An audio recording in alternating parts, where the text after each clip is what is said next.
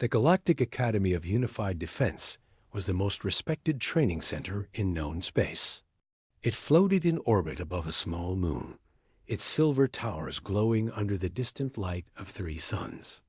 Inside, alien students from dozens of worlds learned the same way, through safe, virtual training. No one ever used real weapons here. That was the rule. That was the tradition.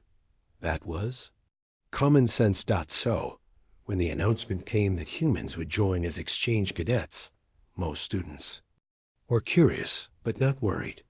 They had read the reports. Humans were small compared to many species, fragile, with short lifespans. They would probably be cautious and slow, careful not to get hurt. Some alien cadets even joked about babysitting the new Deathworlders. Arrival. The humans arrived in a tight group, 5 of them, wearing dark training fatigues. Their boots were heavy, their posture upright, their eyes scanning the room like they were already in a battlefield. They didn't talk much, but when they did, their voices were low and focused. To the alien cadets, it felt strange. Humans weren't loud or careless. They seemed ready. But ready for what? No one knew. The alien instructor, Commander Ral Vex, of the Talari species, called everyone to attention. Today's lesson: combat-focused drills. For most cadets, this meant one thing: stepping into a simulation room where holograms projected enemies, and weapons fired nothing but harmless light. It was a safe environment, designed to build mental discipline without physical danger. The first surprise: humans. This will be your first time running our combat-focused training, Ralvex said. Please collect your simulation rifles from the rack. The other cadets picked up their sleek silver simulators, light as a feather, no recoil. The humans, however, walked right past the rack. Instead, they opened a large metal case they had brought with them. Inside, laid out with military precision, were 5 matte black rifles. Heavy, solid, real. The moment the weapons came out, every alien in the room froze. Several recognized them immediately. Ballistic firearms, projectile weapons, ancient, brutal, and still lethal. One timid voice spoke up from the back. Instructor? Those aren't simulation guns. The humans didn't answer. They were already loading magazines with smooth, practiced motions. The sound of metal rounds clicking into place echoed through the training hall. Clack, clack, clack. Chaos Ralvex's frills twitched in irritation. Cadets, this is a simulation exercise. Put those. Bang. The first shot shattered the air like a thunderclap. It wasn't a holographic pop. It was a real supersonic crack. Half the alien cadets dropped to the floor instantly, covering their heads. Some screamed in shock. Another bang followed, then another. Shell casings clinked against the floor, hot and smoking. The smell of burning powder filled the air. But the humans, they didn't look wild or reckless. They were calm, focused, there. Eyes tracked invisible targets in the empty hall, their rifles moving in smooth arcs, each trigger pull precise. Ralvex's mouth opened, but no words came out. This was insane. Why would anyone use real ammunition in a training exercise inside the academy? The line that stopped the room. One human, tall, with a scar across his jaw, noticed the instructor staring at him. He lowered his rifle slightly, still keeping his finger near the trigger. This is just for focus, he said, his voice calm and steady. Wait until you see real combat. The words hung in the air like a blade. No one moved. No one spoke. Ralvex felt a cold weight settle in his chest. These weren't reckless fools. These were soldiers who had lived through something far worse than anything the Academy had ever prepared for. Whispered questions as the humans continued their drill. Bang, bang, bang. Alien cadets began whispering among themselves. Why leave ammunition? Isn't that dangerous? They aren't even wearing armor. I heard on their world, everything is dangerous, even the plants. A nervous-looking Sultari cadet muttered, "If this is what they do for focus, I don't want to know what they do in war." But deep down, all of them did want to know, because now they couldn't look away. Suspense closing, the humans finished their drill in perfect sync. They unloaded their rifles, cleared the chambers, and returned the weapons to their case. Not a single one of them looked winded. Not a single one seemed impressed with themselves. They acted as though this was just normal. RL Vex finally found his voice. "Humans, tomorrow, you will join the live combat exercise." One of the cadets smirked. "We thought today was the live combat exercise." The room went silent again, and in that moment, every alien in the academy understood one thing. Humans didn't come here to learn war. They came here because they already knew it. The gunshots still echoed in the training hall hours later. Alien. Students avoided the humans in the cafeteria that evening. Plates clattered softly, voices stayed low, and every time a human laughed, someone's tentacles twitched or their fur bristled. Cadet Sorolin, a tall, thin Ikari with 4 bright eyes, sat in the far corner with her friends. She had been in the front row during the focus training. She could still see the muzzle flashes when she blinked. They weren't even aiming at targets, she whispered. They were aiming through them. Her friend, a scaled Zelver named KRRH, tapped the table nervously. It was supposed to be virtual drills. Why bring real weapons? Real bullets? No one at the table had an answer. Across the hall, the human cadets were relaxed, joking with each other, eating, as if nothing had happened. The leader of the group, Cadet Alex Ward, noticed the stares and smirked. "They think we're crazy," he muttered to his squad. "They're not wrong," another human replied, sipping from his cup. The tension grew worse the next day.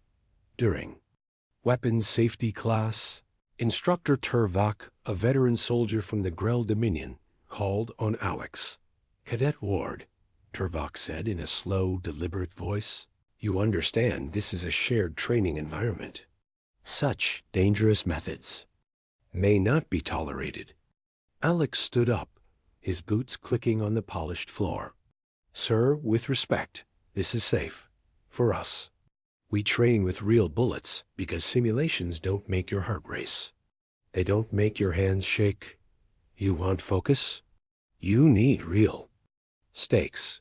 A ripple of uneasy murmurs swept the room. Several alien cadets exchanged fearful glances.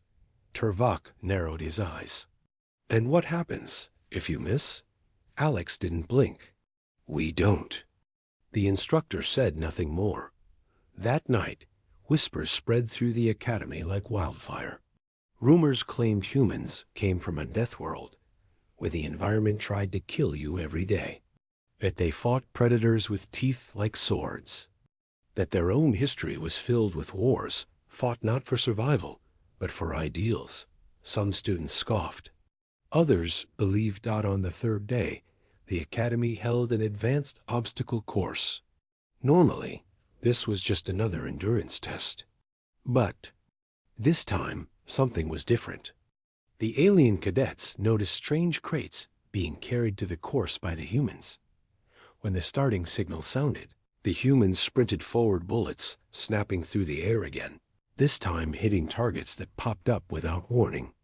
The cracks of gunfire mixed with the thump of grenades, the smoke curling into the sky. Sorolin and KRR watched from the observation deck. They had never seen anyone move like that.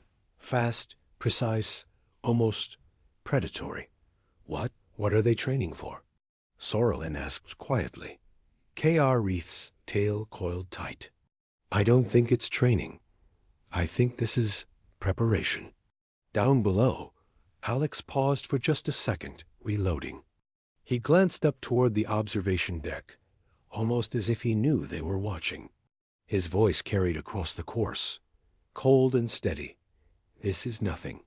Real combat is louder. The words sent a chill through everyone listening. Somewhere, deep in the academy, a message was already being sent to the Galactic Council. The humans were not what anyone expected, and maybe they never were. The next morning, the training yard of the Galactic Academy was unusually silent. Normally, the place was full of chatter, alien cadets laughing, stretching, or boasting before Class Dot, but today, most of them stood in small, whispering groups. Their eyes kept darting toward the far side of the yard, where the human cadets were assembling their strange weapons. The humans were smiling, almost relaxed, as they checked their gear. Their rifles gleamed in the sun, freshly cleaned. Their boots were dusty from yesterday's focus exercise, yet they walked like nothing unusual had happened. Instructor Velrith, a tall insectoid with sharp eyes, cleared his throat loudly. "Today," he announced, "we will continue fire discipline training." Several alien cadets exchanged uneasy looks. A young reptilian named Shrek hissed quietly, "Is this live fire again?" A bird-like cadet, Favor, shivered. "If it is, I'm not standing anywhere near them." Velrith raised his voice. "Standard safety protocols will apply. No cadet is to bang." The sound cut through the air like a lightning strike. Everyone froze. The shot had come from the human line. Corporal Adams, a tall soldier with calm eyes, was already lowering his rifle. A smoking target, 300 meters away, had a hole dead center. Velrith's mandibles twitched. "Cadet Adams, you will wait for the command before firing." Adams nodded politely. "Sir, yes, sir, but in combat, sir, you don't wait for the fight to start. You end it before it begins." Some of the alien cadets stared at him like he had just spoken in a dead language. Velrith turned away quickly, perhaps to hide his discomfort. "Pair up," he ordered. "Today we practice precision under pressure." The humans moved fast, setting up their training. Targets appeared downrange, moving drones, popping in and out of cover. The alien cadets prepared their simulation blasters, light and harmless. The humans? They reloaded live ammunition. When the timer started, the difference was brutal. The alien cadets fired colorful bursts of simulated energy, missing half their targets. But the humans? Each pull of the trigger was a thunderclap, each shot shredding a drone instantly dot by the end of the round. The scoreboard glowed. Humans to 100% accuracy dot the alien cadets stood in stunned silence. Private Lee, one of the younger humans, slung her rifle over her shoulder and grinned. "This was easy. Can we make it harder?" Velrith hesitated. "Harder?" "Yes, sir," Lee said. "Add noise, smoke, targets that shoot back." Gasps spread among the aliens. Targets that shoot back? That was real combat training. Velrith studied the humans for a long moment. "Very well," he said slowly. "Tomorrow we test in the War Dome." Whispers erupted instantly. The War Dome was infamous, even simulated. It was the Academy's most dangerous course. The humans only smiled wider. Adams turned to his squad. "Looks like tomorrow," he said softly, "we get to show them what focus really means." The Galactic Academy's training yard had never been this silent. The smell of gunpowder still lingered in the air from the human cadets' earlier demonstration, and alien students gave the humans a wide berth whenever they walked by. But silence. An EVER lasted long at the Academy. And trouble. Trouble had a way of finding the humans. It started in the mess hall. 3 Zerathian cadets, tall, insect-like creatures with armored hides, walked over to the humans' table. Their leader, Krillak, had a reputation for being the fastest. In close combat drills, his voice clicked as he spoke. "You humans think you're special because you make loud noises with your weapons." He tapped his claw against the table. "Let's see if you can fight without your toys." Private Carter, the same human who had fired the first shot in training, looked up slowly from his meal. "And what do you have in mind?" "A challenge." Krillick hissed. "Unarmed combat. Tomorrow. You pick your best fighter. We'll see how you perform without your focus tools." The humans exchanged glances. Sergeant Halle raised an eyebrow at Carter. "You up for it?" Carter smirked. "Why not?" The next day, the training yard was packed. Word of the challenge had spread across the academy like wildfire. Alien cadets from over a dozen species crowded around the circle, whispering predictions. Most believed the humans didn't stand a chance without weapons. The alien instructor, Commander Yahan, stood in the middle, looking uneasy. "This is an unarmed sparring match. No lethal force. First to yield loses." Krillick stepped forward, towering over Carter by almost 2 feet. His armored limbs clattered as he moved, each one ending in sharp claws.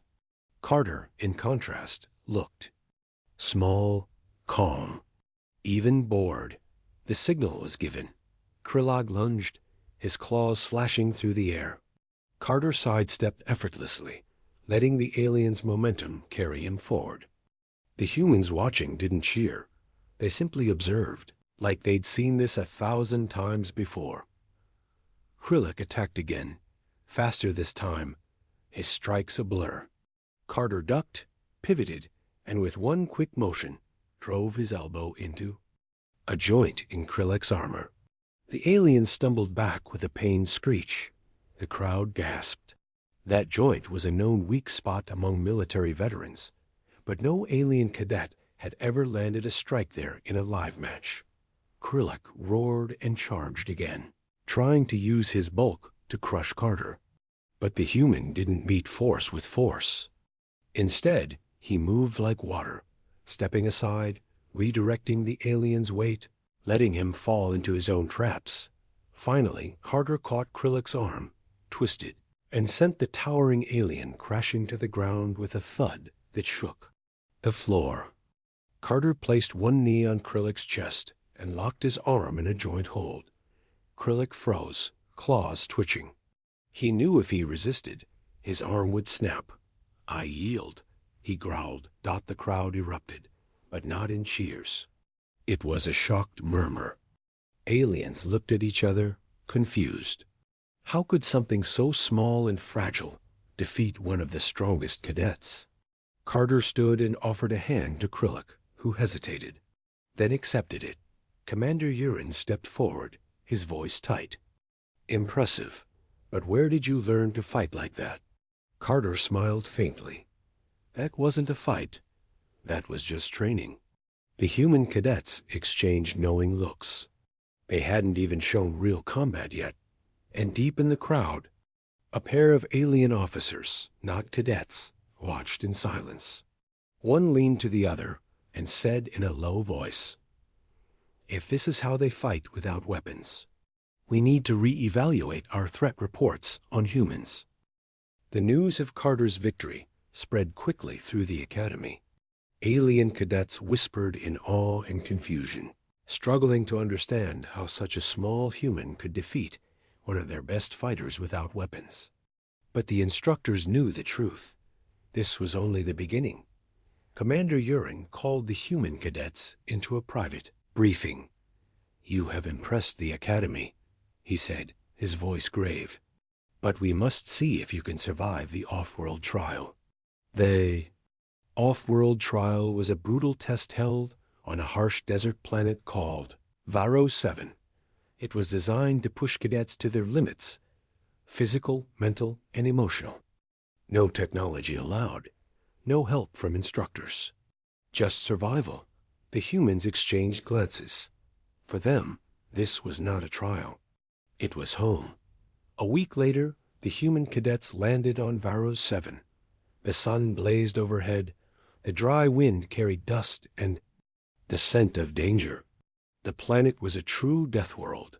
Scorching days, freezing nights, deadly predators lurking in every shadow. Alien cadets shivered inside their transport ships, But the humans stepped onto the cracked ground with calm confidence. "Remember," Commander Yahan's voice echoed over Combs, "this is a test. Fail, and you return in disgrace." The humans did not answer. They already knew. From the moment the trial started, the aliens struggled. The heat drained their strength. The terrain tore at their limbs, and the constant threat of predators wore on their nerves. But the humans adapted quickly. They built shelters from dry wood and stone, hunted small creatures for food, and moved with quiet, practiced ease. They set traps, found water deep underground, and communicated with simple gestures at night, while alien cadets huddled together.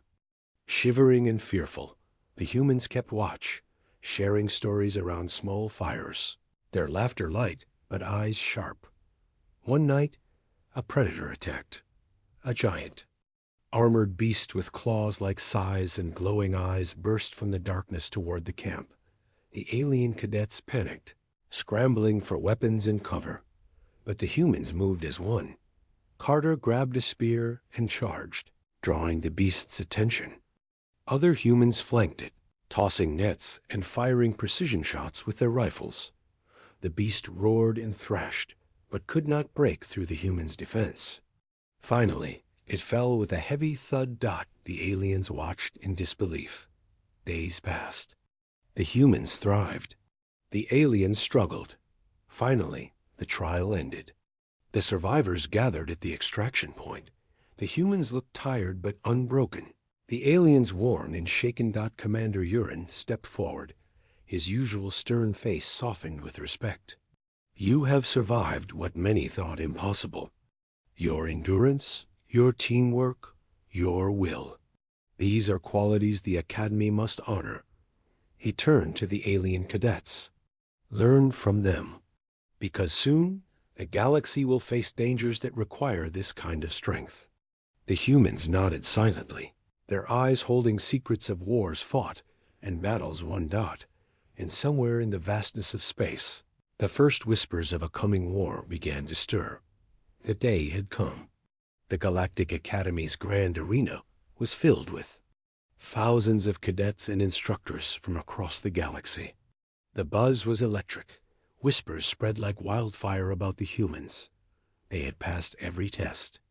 They had survived the off-world trial. They had defeated the strongest fighters without weapons. But now, it was time for the final test. The gauntlet. The gauntlet was more than a challenge. It was a trial by fire. Cadets would face a series of deadly obstacles: leave fire, moving targets, ambushes, environmental hazards, and fierce simulated enemies. Only the strongest, smartest, and fastest would survive. As the horn blared, the alien cadets charged in, relying on their training and technology. The humans moved with calm focus. At every turn, the humans were where they needed to be, dodging explosions, neutralizing threats before they appeared, using terrain to their advantage. Their weapons cracked with deadly precision, but their true strength was their unshakable calm. Alien cadets stumbled. Panic showed on their faces. The humans kept steady, communicating silently, moving like one unit. Midway through, a massive mechanical beast was released into the arena, designed to crush any cadet in its path. The aliens scattered, trying to outrun it. The humans stood their ground. Cadet Ward shouted orders. "Flank left. Use the environment." With perfect timing, the humans split. Some lured the beast toward sharp rocks, while others fired precision shots at its joints. The beast roared, metal grinding, but it began to slow. Then, with a final coordinated strike, the beast collapsed in a cloud of sparks and smoke. The crowd gasped. When the last target fell and the dust settled, the scoreboard lit up. Humans, perfect score. No penalties. No injuries. Alien cadets looked on in stunned silence. Commander Var stepped forward, his face unreadable. Then, in a voice heard across the arena, he said, "You have changed the Academy forever. You have shown us what true focus means. The galaxy will never be the same." Cadet Ward glanced toward the crowd and said softly, "This was just the beginning." The crowd erupted. Cheers, shouts, and applause filled the air. The humans had not just passed the test. They had rewritten what it meant to be warriors. And far beyond the stars, shadows stirred, watching, because now the galaxy knew Earth's Deathworlders were ready.